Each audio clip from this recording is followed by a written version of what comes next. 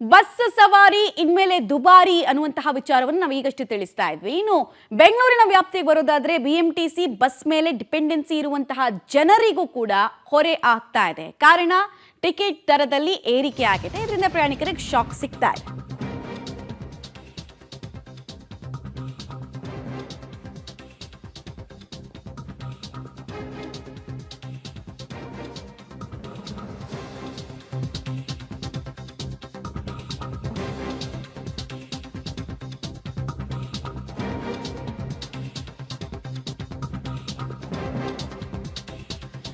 Bus ಹತ್ತೋಕ್ಕೂ ಮುಂಚೆ extra ಹಣವನ್ನ ನೀವು ಹಂಚಿಕೊಳ್ಬೇಕಾಗತ್ತೆ. ಮಧ್ಯರಾತ್ರಿಯಿಂದಲೇ ಬಿಎಂಟಿಸಿ ದರ ಕೂಡ ಹೆಚ್ಚಳಗೊಂಡಿದೆ.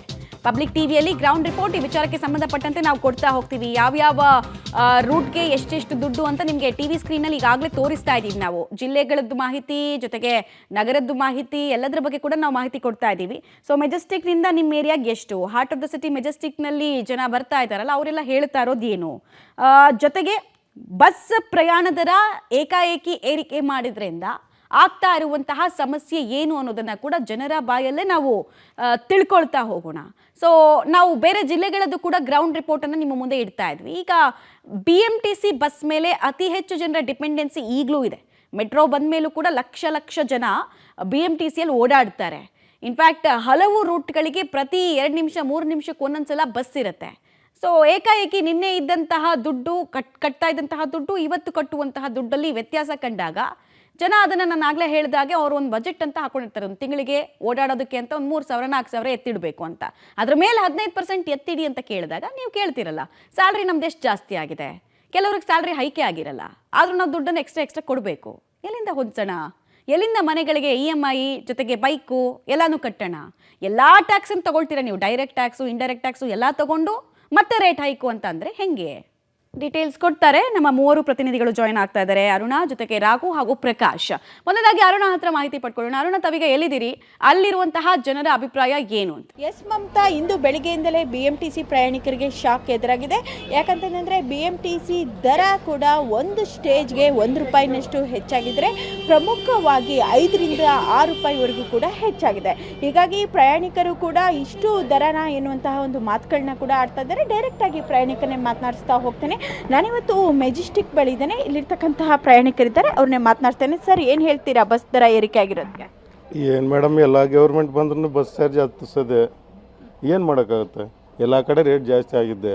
ಇದು ಆಗೋದೆ ಅಡ್ಜಸ್ಟ್ ಮಾಡ್ಕೊಂಡು ಹೋಗ್ಬೇಕು. ಇನ್ನೇನು ಮಾಡೋದು? ಎಷ್ಟು ಹೊರೆ ಆಗ್ತಿದೆ?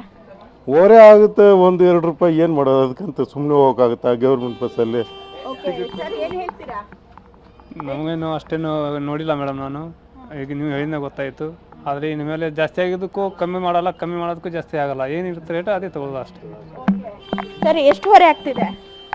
ಹೊರೆ ಅಂತೂ ಆಗ್ತಿದೆ ಮೇಡಮ್. ಇದು ಜೆಂಡರ್ ಈಕ್ವಾಲಿಟಿ ಅಂತ ಹೇಳಿಬಿಟ್ಟು ಹೆಣ್ಮಕ್ಳಿಗೆ ಫ್ರೀ ಕೊಟ್ಟು ಅದರ ಭಾರನ ಗಂಡು ಮಕ್ಕಳ ಮೇಲೆ ಆಗ್ತಿದ್ದಾರೆ. ಇದು ತುಂಬ ಅನ್ಯಾಯ ಮಾಡ್ತಿದ್ದಾರೆ ಅಂತ ಹೇಳಕ್ಕೆ ಇಷ್ಟಪಡ್ತೀನಿ.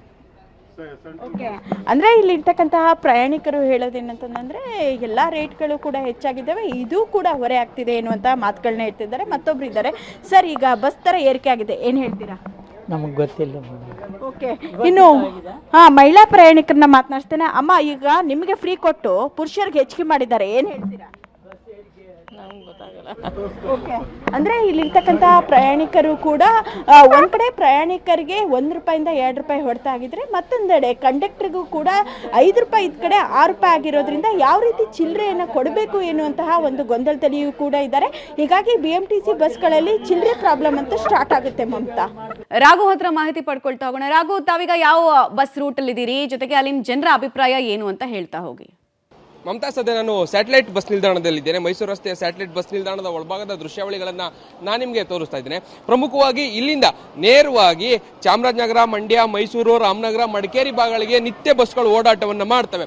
ಸದ್ಯ ನಾವು ಒಂದು ಕೇಂದ್ರ ಅಂತ ಹೇಳಿದ್ರೆ ಇಲ್ಲಿನ ಪ್ರಮುಖ ಕೇಂದ್ರ ಮೈಸೂರಿನ ಕೇಂದ್ರದವನ್ನು ಎಕ್ಸಾಂಪಲ್ ಆಗಿ ತಗೊಂಡು ನೋಡೋದಾದ್ರೆ, ಇಷ್ಟು ದಿನ ಮೈಸೂರು ಕೇಂದ್ರಕ್ಕೆ ₹187 ಟಿಕೆಟ್ ಇತ್ತು. ಬಟ್ ಇವತ್ತು ಹೊಸ ಪರಿಷ್ಕರಣೆ ದರ ಏನಿದೆ, ಸಾಮಾನ್ಯ ಬಸ್ಗಳ ಹೊಸ ಪರಿಷ್ಕರಣೆ ದರ ₹210 ಆಗಿದೆ. ಅಂದ್ರೆ ₹23 ಹೆಚ್ಚುವರಿ ಆಗಿರುವಂಥದ್ದು. ಒಂದಷ್ಟು ಸಾಮಾನ್ಯವಾಗಿ ಪ್ರಯಾಣಿಕರಿಗೆ ಹೊರೆ ಆಗೇ ಆಗುತ್ತೆ. ನಾನು ಸಾರ್ವಜನಿಕರನ್ನ ಮಾತನಾಡಿಸ್ತೇನೆ, ಅವರ ಅಭಿಪ್ರಾಯವನ್ನ ಕೇಳ್ತೇನೆ. ಸರ್, ಟಿಕೆಟ್ ತಗೊಂಡ್ರಾ? ತಗೊಂಡಿಲ್ಲ, ಇನ್ನೂ ತಗೋಬೇಕು. ಓಕೆ, ಇವತ್ತು ಟಿಕೆಟ್ ರೇಟ್ ಜಾಸ್ತಿ ಆಗಿದೆ, ಅಂದ್ರೆ ₹23 ಹೆಚ್ಚುವರಿಯಾಗಿ ನೀವು ಪೇ ಮಾಡಿ ಹೋಗಬೇಕು. ಮೇಡಮ್ ನಿಮ್ಮನೆಯವರೇನ?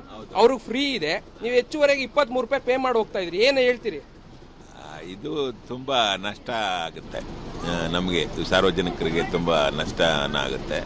ಇವತ್ತಿನ ದಿನ ಏನು ಎಂಥ ಒಂದು ಕೂಲಿ ಏನು ಸಿಗ್ತಾ ಇಲ್ಲ ಸರಿಯಾಗಿ, ಕಾರ್ಮಿಕರಿಗಾಗಲಿ ಅಥವಾ ಬಡ ಗ್ರಾಮೀಣ ಪ್ರದೇಶದ ಜನರಿಗಾಗಲಿ, ನಗರ ಪ್ರದೇಶದ ಅಷ್ಟೇನು ಉದ್ಯೋಗ ಆಗಲಿ ಇದೇನು ಕೊಡ್ತಾ ಇಲ್ಲ ಸರ್ಕಾರ ಆಗಲಿ ಏನೇ ಆಗಲಿ. ಈಗ 23 ದಿಢೀರಂತ ಏರಿಸಿದ್ರೆ ಅವ್ರು ಎಲ್ಲಿಂದ ತರಬೇಕು, ಎಲ್ಲಿಂದ ಇದಾಗಬೇಕು? ಇವತ್ತಿನ ದಿನ ಕೂಲಿ ಕಾರ್ಮಿಕರು ಭಾರಿ ಕಷ್ಟಪಡ್ತಾ ಇದ್ದಾರೆ, ಕಾರ್ಮಿಕರು ಕಷ್ಟಪಡ್ತಾ ಇದ್ದಾರೆ. ನೀವೇನು ಹೇಳ್ತೀರಿ? ನೀವು ಫ್ರೀಯಾಗಿ ಹೋಗ್ತಾ ಇದ್ದೀರಿ, ಯಜಮಾನರು ಹೆಚ್ಚುವರೆಗೆ ಹಣ ಪೇ ಮಾಡಬೇಕು, ಏನು ಅನ್ಸುತ್ತೆ? ಅದರಿಂದ ತುಂಬ ಅಷ್ಟು ನಷ್ಟ ಆಗ್ತಿದೆಯಲ್ಲ ಸರ್. ಯಾಕಂದ್ರೆ ನಮಗೆ ಫ್ರೀ ಸಿಕ್ಕಿದೆ ಅಂದ್ಬಿಟ್ಟು ಜೆಂಟ್ಸಿಂದಾನೇ ಅದನ್ನ ವಸೂಲಿ ಮಾಡ್ಕೊತಾ ಇದ್ದಾರಲ್ಲ ಅಲ್ವಾ. ಸರಿ ಹೇಳ್ತೀರಾ? ಅದು ಸರಿಯಲ್ಲ, ಮಾಡ್ತಿರೋದು ತಪ್ಪು ಅಂತ ಇದ್ದೀವಿ. ಇನ್ನೊಂದಷ್ಟು ಜನ ಇದ್ರೆ ಮಾತನಾಡಿಸ್ತೇನೆ. ಸರ್, ತಾವೇನು ಹೇಳ್ತೀರಿ ದರ ಏರಿಕೆ ಬಗ್ಗೆ? ಇದು ಬಹಳ ಅನ್ಯಾಯ ಸರ್. ಇದು ತುಂಬ ಕಷ್ಟ ಇದೆ ಜನಗಳಿಗೆ. ಮಧ್ಯರಾತ್ರಿಯಿಂದಲೇ ಮಾಡಿರೋದ್ರಿಂದ ಇದು ಜನಗಳಿಗೆ ಯಾರಿಗೂ ಗೊತ್ತಿಲ್ಲ ಇದು. ಆದ್ರಿಂದ ತುಂಬಾ ಜನಗಳಿಗೆ ಹೊರೆ ಆಗುತ್ತೆ ಸರ್. ಇದು ಹೊರೆ ಆಗುತ್ತೆ. ಬಸ್ ಅನ್ನ ನೋಡ್ತಾ ಇದ್ರಿ, ಬಹುತೇಕ ಈ ಭಾಗದ ಬಸ್ಗಳೆಲ್ಲವೂ ಕೂಡ ನಿತ್ಯ ಇದೇ ರೀತಿಯಲ್ಲಿ ಇರುತ್ತೆ. ಬಟ್ ಆದ್ರೆ ಮಹಿಳೆಯರಿಗೆ ಸಾಮಾನ್ಯವಾಗಿ ಉಚಿತವಾಗಿ ಅವ್ರ ಜೊತೆಯಲ್ಲಿ ಬರುವಂತ ಪುರುಷರಿಗೆ ಅದರ ಹಣವನ್ನ ಅವರಿಂದ ಪಡಿತಾ ಇದ್ದಾರೆ ಅನ್ನುವಂತ ಆಕ್ರೋಶ ಕೂಡ ಇದೆ. ಕೆಲವೊಂದಷ್ಟು ಮಹಿಳೆಯರಿದ್ದಾರೆ, ಮಾತನಾಡಿಸ್ತಾರೆ. ಮೇಡಮ್, ದಿನ ಓಡಾಡ್ತೀರಿ, ನಿಮಗೆ ಫ್ರೀ ಇದೆ, ನಿಮ್ಮ ಯಜಮಾನ್ರ ಜೊತೆಗೆ ಬಂದಾಗ ಅವ್ರ ಹಣ ಹೆಚ್ಚುವರಿ ಕೊಡಬೇಕು ಅಂದಾಗ ಏನ್ ಅನ್ಸುತ್ತೆ? ಸರ್, ತುಂಬಾ ಅನ್ಯಾಯ ಸರ್ ಇದು. ಅದ್ರ ಬದಲು ವಿಡೋಗೆ ಜಾಸ್ತಿ ಮಾಡ್ಬೋದಾಗಿತ್ತು, ಮಕ್ಕಳಿಗೆ ಎಜುಕೇಶನ್ಗೆ ಮಾಡ್ಬೋದಾಗಿತ್ತು, ಮತ್ತೆ ವಯಸ್ಸಾದವ್ರಿಗೆ ಮಾಡಿದ್ರೆ ಅದು ಓಕೆ ಆಗಿತ್ತು. ಮತ್ತೆ ಗೌರ್ಮೆಂಟ್ ಸಂಬಳದವ್ರಿಗೆ ಏನ್ ಮಾಡ್ತಾರೆ, ಅವ್ರಿಗೆ ವರ್ಷ ಸಂಬಳ ಜಾಸ್ತಿ ಮಾಡ್ತಾರೆ. ಮಾಮೂಲಿ ಕೂಲಿ ಮಾಡೋರ್ಗೆ ಯಾರು ಜಾಸ್ತಿ ಮಾಡ್ತಾರೆ? ಎಲ್ಲ ರೇಟ್ ಜಾಸ್ತಿ ಆಗಿದೆ. ಬಟ್ ಇದು ತುಂಬಾ ಅನ್ಯಾಯನೇ ಇದು. ಹೌದು, ಸೇಮ್ ತುಂಬಾ ಅನ್ಯಾಯ. ಇದು ಜನಸಾಮಾನ್ಯರ ಮಾತುಗಳು. ಒಂದ್ ಕಡೆ ಕೊಟ್ಟು ಇನ್ನೊಂದ್ ಕಡೆ ದೊಡ್ಡ ಮಟ್ಟದಲ್ಲಿ ಕಿತ್ಕೊಳ್ಳುವಂತ ಪ್ರಯತ್ನಗಳಾಗ್ತಾ ಇದೆ ಎನ್ನುವಂತ ಆಕ್ರೋಶ ಜನಸಾಮಾನ್ಯರದ್ದು. ಮಮತಾ, ಪ್ರಕಾಶ್, ಸರ್ಕಾರದ ಬೆಲೆ ಏರಿಕೆ ಭಾಗ್ಯದ ಬಗ್ಗೆ ಜನರ ಅಭಿಪ್ರಾಯ ತಾವಿರೋ ಭಾಗದಲ್ಲಿ ಏನು? ಸದ್ಯ ನಾನು ಮೆಜೆಸ್ಟಿಕ್ನ KSRTC ಬಸ್ ನಿಲ್ದಾಣದಲ್ಲಿದ್ದೀನಿ. ಇದು ಬೆಂಗಳೂರಿಂದ ತುಮಕೂರಿಗೆ ಹೋಗುವಂತಹ ಬಸ್. ಸಹಜವಾಗಿ ದರ ಏರಿಕೆಯಿಂದ ಈಗ ಪ್ರಯಾಣಿಕರು ಆಕ್ರೋಶಕ್ಕೆ ಒಳಗಾಗಿದ್ದಾರೆ, ಅಸಮಾಧಾನವನ್ನ ವ್ಯಕ್ತಪಡಿಸ್ತಾ ಇದ್ದಾರೆ. ಮಾತನಾಡಿಸ್ತಾ ಹೋಗ್ತೇನೆ. ಸರ್, ಹೇಳಿ, ದರ ಏರಿಕೆ ಬಗ್ಗೆ ಏನು ಹೇಳ್ತೀರಿ? ಫಸ್ಟ್ ಆಫ್ ಆಲ್ ಇದು ಸಡನ್ ಆಗಿ ಬಂದಿದೆ. ನಮ್ಮಂಥ ಕಾಮನ್ ಆಗಿದ್ದಾಗ ನಮ್ಗೆ ಇದೆಲ್ಲ ಇನ್ಫಾರ್ಮೇಷನ್ ಗೊತ್ತಿರಲ್ಲ. ಒಂದು ಮಟ್ಟಿಗೆ ನಾವು ತಡ್ಕೊತೀವಿ ಅಂತಂದರೆ ಎಲ್ಲರೂ ತಡ್ಕೊತೀವಿ ಅಂತಲೂ ಅರ್ಥ ಅಲ್ಲ. ಮತ್ತು ಅದಲ್ಲದೆ 10% ಜಾಸ್ತಿ ಇದಾಗಿದೆ. ಅದು ನಮಗೇನೋ ಒಂದು ಅನಿಸ್ದೇ ಇರ್ಬೋದು, 10 ರೂಪಾಯಿ ಅಷ್ಟೇ ಅಂತ ಅಂದ್ಬಿಟ್ಟು.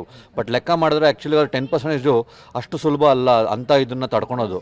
ನನ್ನ ಪ್ರಕಾರ ಅದು ಸಡನ್ನಾಗಿ ಬಂದಿರೋದು ತುಂಬ ಜನರಿಗೆ ಇಂಪ್ಯಾಕ್ಟ್ ಆಗುತ್ತೆ. ಸಹಜವಾಗಿ ತುಮಕೂರಿಗೆ 81 ರೂಪಾಯಿ ಇತ್ತು, ಈಗ 91 ಆಗಿದೆ. 10 ರೂಪಾಯಿ ಜಾಸ್ತಿ ಆಗಿದೆ. ಸರ್, ಏನು ಹೇಳ್ತೀರಿ?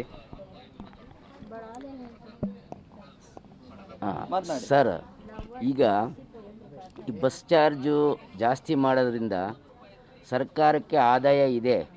ಆದರೆ ಮೊದಲು ಕೊಡ್ತಕ್ಕಂತಹ ಸೌಲಭ್ಯಗಳು ಕೊಡದೇ ಇದ್ದಿದ್ರೆ ಇವತ್ತಿನ ಬಸ್ ಚಾರ್ಜನ್ನು ಜಾಸ್ತಿ ಮಾಡ್ತಕ್ಕಂಥ ಅವಶ್ಯಕತೆ ಇರಲಿಲ್ಲ. ಜನಸಾಮಾನ್ಯರಿಗೆ ತುಂಬ ತೊಂದರೆ ಆಗ್ತಾ ಇದೆ ಸರ್. ಮೇಡಮ್, ಹೇಳಿ, ಈಗ ನೀವು ಫ್ರೀ ಆಗಿ ಟ್ರಾವೆಲ್ ಮಾಡ್ತೀರಿ, ನಿಮ್ಮ ಯಜಮಾನರಿಗೆ ಹಣ ಹೆಚ್ಚುವರಿ. ಸರ್, ಇದು ಫ್ರೀ ಅನ್ನೋ ಭಾಗ್ಯ ನಮಗೆ ಸರ್ಕಾರ ಯೋಚನೆ ಮಾಡಿ ಕೊಡಬೇಕು. ಫ್ರೀ ಅಂತ ಕೊಟ್ಟರೆ ಅದಕ್ಕೆ ಬೆಲೆ ಇರಲ್ಲ ಜನಕ್ಕೆ. ಇದನ್ನು ಪೂರ್ತಿ ಫ್ರೀ ಮಾಡೋದ 50% ಮಾಡ್ಬೋದಿತ್ತು, ಅಥವಾ 60 ವರ್ಷದ ಮೇಲ್ಪಟ್ಟವ್ರಿಗೆ ಫ್ರೀ ಮಾಡಿ ಅದರಿಂದ ಒಳಗಡೆ ಇರೋರಿಗೆ 50% ಮಾಡಿದ್ರೆ ಈ ಸಾರಿಗೆ ವ್ಯವಸ್ಥೆ ಕೂಡ ಸರಿದೂಗಿಸ್ಕೊಂಡು ಹೋಗ್ತಾ ಇತ್ತು, ಇವತ್ತು ನಷ್ಟಕ್ಕೆ ಈಡಾಗ್ತಾ ಇರಲಿಲ್ಲ.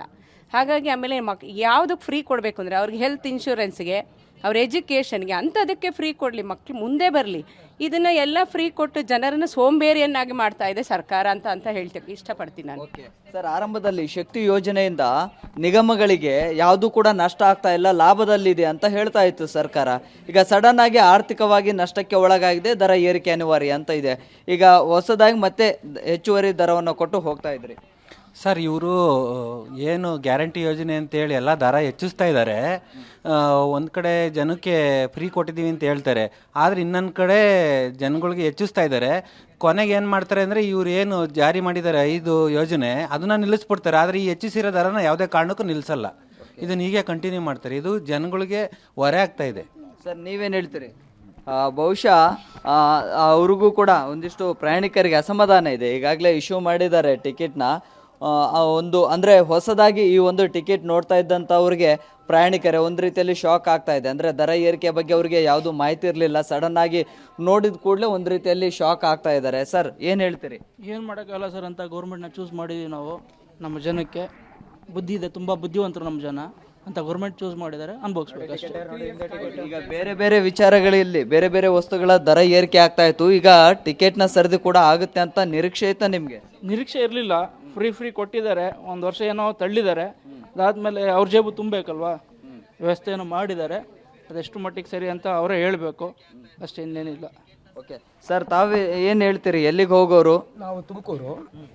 ಈಗ ರೇಟ್ ಜಾಸ್ತಿ ಮಾಡಿರೋದ್ರಿಂದ ಇನ್ನೊಂದು 3 years ಈ government next in democratic country government will change, that's this government will not come again. Okay, ಇದ್ದಷ್ಟು ದಿನ ಆ ದರ ಏರಿಕೆ ಮಾಡಬೇಕು ಅಂತ ಹೇಳಿ ಅಷ್ಟೇ.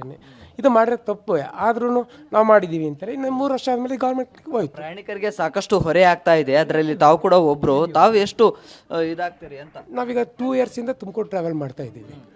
80-75 ಇದ್ದಿದ್ದಲ್ಲಿ 91 rupees ಪೇ ಮಾಡಿದ್ದೀವಿ. ಇದರಿಂದ ಹೊರೆ, ಅದರಿಂದ ನೆಕ್ಸ್ಟ್ ಸಲ ನಾವು ಈ ಗೌರ್ಮೆಂಟ್ ಚಾಯ್ಸ್ ಮಾಡೋಣ, that's all. In democratic country government will change again every. ಸಹಜವಾಗಿ ಪ್ರಯಾಣಿಕರಲ್ಲಿ ಅಸಮಾಧಾನ ಇದೆ, ಆಕ್ರೋಶ ಇದೆ. ಆರಂಭದಲ್ಲಿ ಶಕ್ತಿ ಯೋಜನೆ ಲಾಭದಲ್ಲಿದೆ ಅಂತ ಹೇಳ್ತಾ ಇದ್ರು, ಇದ್ದಕ್ಕಿದ್ದ ಹಾಗೆ ಮತ್ತೆ ಆರ್ಥಿಕವಾಗಿ ನಷ್ಟಕ್ಕೆ ಒಳಗಾಗಿದೆ, ದರ ಏರಿಕೆ ಮಾಡ್ತಾರೆ, ಇದು ಸಾಮಾನ್ಯವಾಗಿ ಸಾರ್ವಜನಿಕರ ಮೇಲೆ ಇದು ಹೊರೆ ಆಗುತ್ತೆ ಅನ್ನುವಂತಹ ಅಸಮಾಧಾನವನ್ನ ವ್ಯಕ್ತಪಡಿಸ್ತಾ ಇದ್ದಾರೆ ಮಮತಾ. ಓಕೆ ಪ್ರಕಾಶ್, ಹಾಗೆ ಸಂಪರ್ಕದಲ್ಲಿರಿ ಅರುಣ ಮತ್ತು ರಾಘು, ನಿಮ್ಮನ್ನು ಕೂಡ ಮಾತಾಡಿಸ್ತಾ ಹೋಗ್ತೀನಿ. ಒಟ್ಟಲ್ಲಿ ಜನ ನಾವು ರೆಡಿ ಇರಲಿಲ್ಲ ಈ ಬೆಲೆ ಏರಿಕೆಗೆ ಅನ್ನೋದನ್ನ ಸ್ಪಷ್ಟ ಸಂದೇಶವನ್ನು ಸರ್ಕಾರಕ್ಕೆ ಕೊಡ್ತಾ ಇದ್ದಾರೆ. ಅಸಹಾಯಕರಾಗಿ ನಾವು ದುಡ್ಡು ಕೊಡ್ತಾ ಇದ್ದೀವಿ, ಬಟ್ ನೀವು ಅಧಿಕಾರಕ್ಕೆ ಬರುವಾಗ ಕೊಟ್ಟಂತಹ ವಾಗ್ದಾನ ಏನು, ಇವತ್ತು ಮಾತು ತಪ್ಪಿದ್ದೀರಿ ಅನ್ನೋದು ಜನರ ಓವರ್ ಆಲ್ ಅಭಿಪ್ರಾಯ ಆಗ್ತಾ ಇದೆ. ಹಾಗೂ ಈಗಷ್ಟೇ ಒಬ್ರು ಲಾಸ್ಟ್ ಪ್ರಯಾಣಿಕರೊಬ್ರು ಮಾತಾಡ್ತಾ ಇದ್ರು, ನೆಕ್ಸ್ಟ್ ನಾವು ಗೌರ್ಮೆಂಟನ್ನು ಚೇಂಜ್ ಮಾಡ್ತೀವಿ ಅಷ್ಟೇನೆ, ಇದು ಡೆಮೋಕ್ರೆಟಿಕ್ ಕಂಟ್ರಿ, ನೀವು ಹೇಳಿದ್ದೇನು ಈಗ ಮಾಡ್ತಿರೋದೇನು, ನಮಗೂ ಅನಿವಾರ್ಯ ಅಲ್ವಾ ಅದು 3 ವರ್ಷದ ನಂತರ ಅನ್ನೋದನ್ನ ಅವರು ಹೇಳ್ತಾ ಇದ್ದಾರೆ. ಸೊ ಜನ ಸ್ಪಷ್ಟವಾಗಿ ತಮ್ಮ ಆಕ್ರೋಶವನ್ನ ವ್ಯಕ್ತಪಡಿಸ್ತಾ ಇದ್ದಾರೆ. ಇದು ಕೇವಲ ಬೆಂಗಳೂರಿಗೆ ಮಾತ್ರ ಸೀಮಿತವಾಗಿಲ್ಲ, ರಾಜ್ಯದ ಯಾವುದೇ ಜಿಲ್ಲೆ ಕಟ್ಟಕಡೆಯ ಹಳ್ಳಿಗೆ ಹೋದ್ರೂ ಕೂಡ ಜನ ಇದನ್ನೇ ಹೇಳ್ತಾ ಇರೋದು. ಕಡು ಬಡತನದಿಂದ ನಮ್ಮನ್ನ ಆಚೆ ಕರ್ಕೊಂಡು ಬರ್ತೀವಿ ಅಂತ ನೀವು ವಾಗ್ದಾನ ಕೊಟ್ರಿ, ಗ್ಯಾರಂಟಿಗಳನ್ನ ಅದಕ್ಕೆ ಕೊಡ್ತಾ ಇದೀವಿ ಅಂತ ಹೇಳಿದ್ರಿ, ಈಗ ಕಡು ಬಡತನದಿಂದ ಆಚೆ ಕರ್ಕೊಂಡು ಬರೋ ರೀತಿನ ಇದು ಅಂತ ಕೇಳ್ತಾ ಇದ್ದಾರೆ.